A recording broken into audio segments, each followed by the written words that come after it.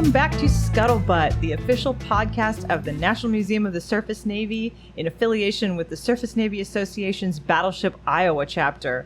We're kind of going, a little rogue today because we had a little problem with the wireless down in the training center. So we're up in the conference room in Battleship Iowa today, and we've got a returning guest with us. We have Joe Sienkiewicz, who's actually out in Maine right now. And I'm Marianne Fengler. I'm here with Mike Getcher, our COO, and we're in the conference room, and we're going to talk a little weather. Yeah, this is actually our little office here. So yeah, the three of a handful of mariners here aboard the ship, talking about weather. It's been interesting. I was reflecting this last week on the fact that over the last 8 or 9 years, we've had at least $100,000 in weather-related damage here in the main channel of Los Angeles Harbor. And it's kind of a crazy thing. Some people would not really think that you're going to have that kind of problem, but we have a static vessel. We're tied up, permanently essentially here. And basically we have problems with any storm from the south. We have a surge issue. I think most of the storms, and Joe, correct me if my language is wrong. I don't remember. I remember just enough to get in trouble, but they form down off the East Pacific Rise, the hurricanes or cyclones, whatever they call them there on this side of the ocean. And I remember too my time years ago now, just as a professional mariner working down around Florida and running from hurricanes all the time, big ones. And we would watch as 2 or 3 of them at least would head across from the west side of Africa and come, barreling up towards either the Gulf of Mexico or the East Coast. And here we can't really run. Obviously, we're not getting underway. But we reach out to you a lot for things and jump right into weather-related discussions, and you've been a huge help for us. The weather buoy system has been available to us. We get all of the updates direct from the National Weather Service. And this last storm was kind of wild for us. We heard a lot. There's a certain amount of hoopla that went with this one. Hurricane Hilary, which was downgraded, as I recall, fairly quickly. The media stuck with the hurricane moniker for some days, actually, afterwards.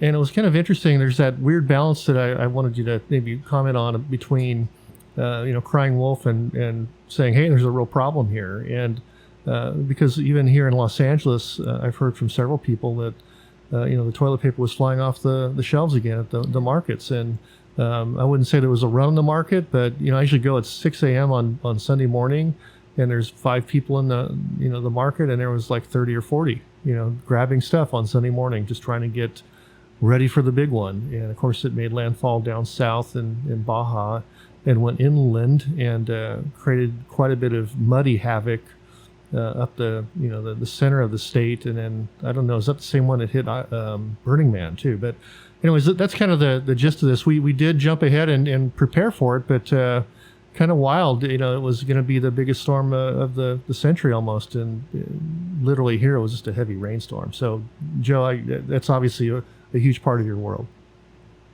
So yeah, let me frame. So I work for the Ocean Prediction Center, NOAA Weather Service, and my office basically has warning responsibility for the Western North Atlantic and the Central and Eastern North Pacific. And in fact, we do offshore forecasts as far south as Guadalupe Island. Our colleagues at the National Hurricane Center, Tropical Analysis and Forecast Branch, have the responsibility south of that. The way that we do tropical cyclones, at least in your area and in the Atlantic, is all done by the National Hurricane Center, located in Miami. So they do to 140 degrees west longitude, and from there on the NOAA side is picked up by the Central Pacific Hurricane Center, which is in Honolulu. And everybody has a piece already this year of their events, where there have been several that have actually made it from the East Pacific westward to pass south of Hawaii. And as I'm sitting here right now in Maine, there's Hurricane Lee. We're about 3 days away from the peak of Atlantic hurricane season. And so the 10th of September, the graph kind of goes like this, and that's the 10th of September for the Atlantic. And we have Hurricane Lee, which just in the last hour has been upgraded to a Category 4 storm. It's gone through rapid intensification, something we can anticipate now based on observations and our modeling capabilities, and is expected to come past somewhere to the west of Bermuda still to be determined. Missed the Antilles and the islands, and either the Canadian Maritimes or even where I am here in Maine, we're on the left fringe right now of the potential. So back to Baja and Hilary, there's always that risk of I won't say overwarning. We have a role, the official role of the forecast, and we are very judicious at monitoring storms and actually representing the hazards, the threats. So landfall, these are ocean storms. They thrive on the heat and the moisture from the ocean. It's kind of an interesting thing. If a storm is very, very slow moving, it actually processes the heat so quickly that it actually upwells cold water.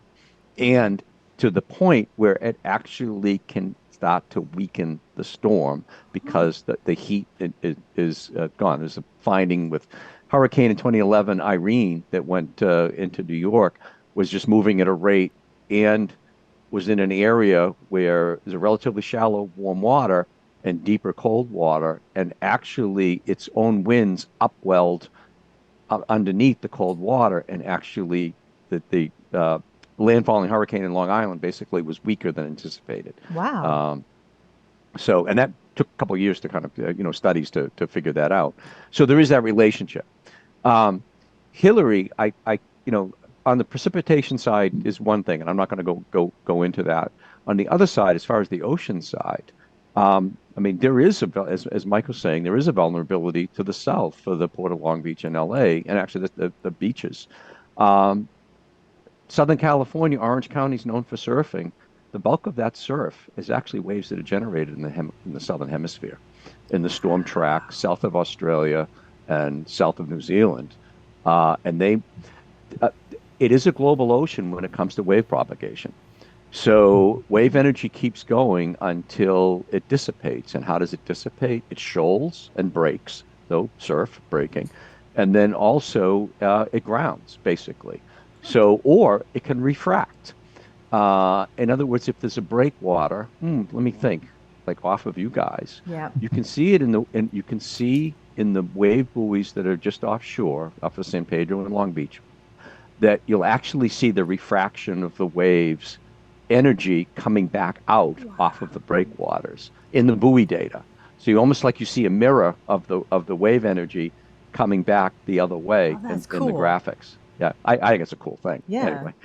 Anyway, so back to Hilary. So tropical cyclones are relatively small.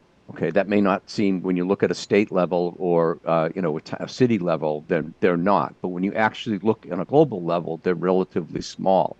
In the wind fields, the areas that really produce the big waves are indeed relatively. It's a narrow band associated with the eye wall outward, and depending on the motion of the storm, tends to be most efficient on the right side of the motion. So in the northern hemisphere, if the storm is moving like Hilary was moving north-northwest, then it would be the northeast side of the storm that actually, or east and northeast side of the storm, that is favored for wave production.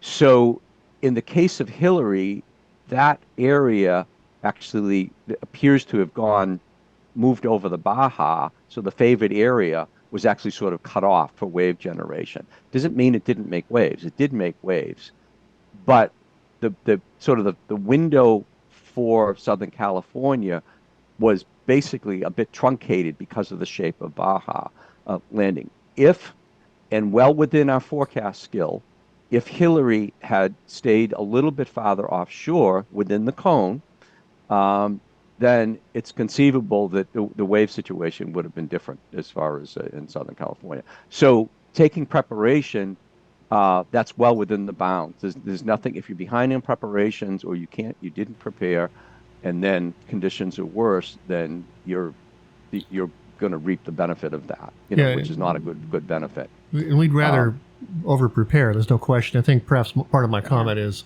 the frenzy on the media about it and the local populace. At the professional level, I was, receiving from you and from other sources here in LA, the official information. Sector LA Long Beach, of course, and I think you even forwarded that to me. And then the Navy. In the Navy, of course, came out and ordered all of the capable vessels to get underway out of San Diego, including the nuclear carriers, and any vessel incapable of getting underway to double up on mooring lines and drop their hook. And we did essentially the same thing that day. It's a pretty good trigger. And we don't mind preparing that like that for now. It's something you want to do. There's been a couple of times we've been hit by much more moderate storms and lost awnings just because we weren't watching, and so I'd much rather be on top of things. And given the surge conditions that we've experienced here, and frankly how frightening they are, I'm not going to ignore that. But kind of just interesting, I think, partly social maybe is part of my comment here, that we overreact sometimes and don't really know what to do. They're not minimizing the mud. My gosh, in Palm Springs, it was horrible. The 5-foot walls of mud coming through.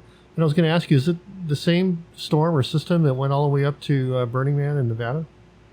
I believe so. I mean, I have friends who work weather service in Oregon, and they were within, basically the precipitation shield at one point. So it would have gone up over that area, yeah. And it had been extremely dry. The monsoon really hadn't kicked in, and Hilary was sort of the delivery of the monsoon, and has kicked in somewhat since then.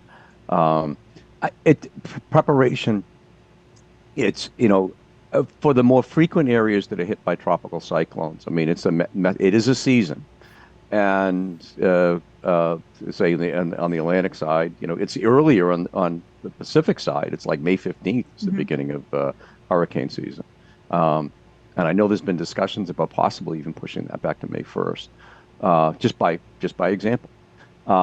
So, I mean, there are things to prepare for. Potentially, if you're in an area that's frequented by them. If not, that becomes more of a challenge on the communication side as to what exactly do you do. Amount of rain, wind preparation, which you do get wind in California, obviously. Sure. Santa Ana's a little bit more predictable in a sense because they're bound by basically it's an outflow between the mountain passes. But still destructive, very, very gusty, dry wind and gusty. So that's and cold fronts that come associated with the low pressure systems can be quite severe. As I think the awnings that you mentioned were with the Sure. wind associated with that. There was almost no wind here. In fact, I don't even think that the vessel moved. Toward the evening, like when it hit around 8, 9 o'clock, Yeah, we but had not some much at pretty all. heavy gusts, but comparatively speaking, even to January, Even no. talking to Chief Moser, who stayed aboard the ship all night, he said that it didn't move more than 18 inches. I mean, Wow. literally, it was that calm. And that's fine. I mean, I'd much rather have, the hook out. We went through a procedure to drop our anchor, and not to prevent us from moving, but rather if something really gone bad, we had a leg in the water, if you will. But, and I'm glad once again that we prepped, but still it was kind of a nothing burger, here, thank God, but not so much inland. So in the even in the last year, so I can think of 3 events that you've had to prepare for and had impacts. Hilary was one, obviously, and went through the exercise of dropping an anchor. In January, we use the on the science side, we use the language of atmospheric rivers, Right. and that's a piece of that. Typically, it's a deep tropical moisture feed that the westerlies, the jet stream, has picked up and is laden with moisture and comes inland. Now, what kind of gets a little bit forgotten is in order to be able to do that, basically you have to have temperature contrast in the atmosphere. You have to have a jet stream. And the jet stream exists because of temperature contrast below it. So what that means, if you have temperature contrast, you have cyclones. Not tropical cyclones, but mid-latitude or extratropical cyclones. Extratropical meaning non-tropical. Winter ocean storms. So January 3rd through 5th was the lead with an atmospheric river event, was a massive storm off of Northern California. Produced hurricane force winds offshore, but then also produce an area of we call significant wave heights. It's one number that actually means a distribution of waves 14 meters in height, 46, 47 feet, on over an average, over an area, big waves. That was the first event that actually, that wave energy made it all the way into LA Long Beach Basin, and actually made it up into where you're moored. Yeah, absolutely. Yeah, and in fact, I remember right, one of the buoys, the San Pedro buoy, had a maximum wave height of, I think, 37 feet. Which is that the one? Yeah. Yeah, that was crazy. Yeah. And that was the night was that the night we were moving so much where everybody was we within stood that watch? day or two range. I remember that. So, yeah, those are the moments to scare us. Literally, those are the times, the handful of days in my existence here, now 12 years on the ship, that really get your juices flowing, because seeing a 45,000 ton vessel going back and forth like that is frightening. Yeah, it was such a weird contrast too, because on the one hand, like as a mariner, you're looking at it going, oh God, this is not good. But as you know, the other side of you as a mariner is watching the ship go 15 feet forward and aft and roll through a full degree and going, it's like we're underway. It's cool. So there's that mixed reaction it's not the to it. I like, but yeah. Yeah, exactly. And like, I don't want this here, but damage, this is kind of cool. Yeah, once again, $100,000 damage over 8 or 9 years or so, about 50,000 this year alone. But for us, and we don't even apply for insurance for things like this, but at least this one, because there were so many events, even from the insurance company perspective, they're like going, which storm caused the damage? Well, this one did this one did that, this one did that. It's not worth it. But we have to think about that as a business here, and also, of course, as mariners. So dropping the hook was fun. Kind of fun. I mean, it's a 30,000 pound anchor, Joe. I first lifted one up in Sassoon Bay when we brought aboard the port. When she was moored up in Sassoon, they had both of the bowers out, and as I recall, on the port side, they had 6 or 7 shots. Wow. On the starboard, we couldn't recover it up there because they'd lost the brakes on their crane barge. They basically had to lift the 30,000 pound anchor and allow us to pull the anchor and the barge into the ship to recover it. That's literally what they did. So we couldn't even do it there. But yeah, it's kind of hard to explain, but the mooring up there was row G, as we call it. It was a row of 10 or 12 ships. And Iowa was outboard on the east side, and had 2 big, we call them NAVFAC, Naval Facilities Command, anchors on the stern with chains, and the 2 bowers out, on the Iowa. So kind of wild. In fact, I just reached out to the guys up at MARAD to see if there was any other NAVFAC anchors we might be able to get, so I can get some kind of surge protection here. I'm kind of working on some ideas there, so I think it's really worthwhile. You mean double end on the anchor? I'm basically figuring out a way to create a spring line system, if you will, using anchors and chains. Gotcha. Gotcha. Because that's who you're really trying to stop is the spring lines are 4.5 lines. Yeah. That basically hold spring, back spring, keep a vessel from moving. Yeah. And those are the ones that take a ton of strain. And our mooring situation or arrangement rather is a little bit unique. Hard to explain. I won't get into it now. And it's very difficult for us to moor. I mean, these lines are $7,000 a piece. They're about 3 5/8 in diameter, so they're like 11 and something inches circumference. So they're really big lines. They're braided Samsons, and they're really heavy when they're wet. Yeah, they're very heavy when they're wet. And back in the Navy days, they would get 50 guys on the line, and they would use, I call them rope falls or rope pulls, and basically, cinch them up. For us, we literally use a chain fall. We use a 5-ton chain fall. We've now developed what is essentially a 10-ton pneumatic winch to be able to tighten them up. You literally have to use a winch to tighten these things. And we can't really fair lead any of our capstans either. It's a different animal. These big ships like the cruise ships and the container vessels, they have constant tensioning mooring lines. They have a system that just kind of holds them in place, and it's always there. And that's an awesome thing to have, but there's just no provision for that aboard a vessel of 1943 vintage. We are going to break right there because we went on talking for about another 20 minutes. So we're going to save the second half of this conversation for another podcast. As always, thank you for joining us on Scuttlebutt. We appreciate you. And if you have any comments, questions, feedback, topics you'd like us to discuss, please shoot them over to podcast at labattleship.com. That's podcast at labattleship.com. Thanks for being here, and we'll catch you on the next episode of Scuttlebutt.